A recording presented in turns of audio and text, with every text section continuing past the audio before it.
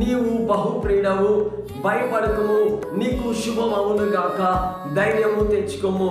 దానియేలు గ్రంథం 10వ అధ్యాయము 18 నుంచి 19 వాక్యములు. ఈ లోకము దృష్టికి నీవు నేను సామాన్యమైన వాడిగా, విలువ లేని వారిగా కనిపించవచ్చు, కానీ సృష్టికర్త దృష్టిలో మనము బహు ప్రియమైన వారము. అందుకే దేవుని యొక్క దూత దానియేలుని నీవు బహు ప్రియుడవు అని సంబోధించడం జరిగింది.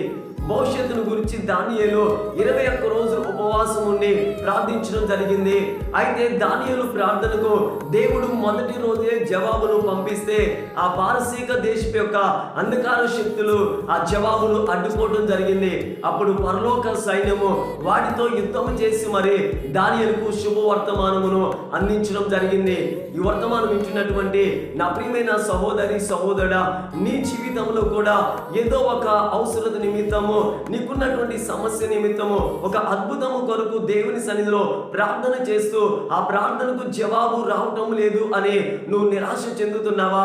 అయితే నువ్వు ప్రార్థన చేసిన రోజే దేవుడు నీకు జవాబును పంపిస్తే ఈ లోక అంధకార శక్తుల యొక్క ప్రభావం దాన్ని అడ్డుకుంటుంది. అయినప్పుడు కూడా నువ్వే మాత్రం కూడా అధైర్యపడవద్దు. ఎందుకో తెలుసా?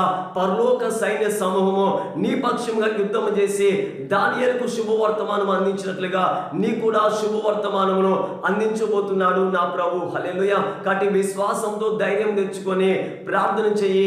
నిశ్చయంగా నీ ప్రార్థనకు దేవుడు జవాబును పంపిస్తాడు. అటువంటి కృప దేవుడు నీకు అనుగ్రహించును గాక. ఆమేన్.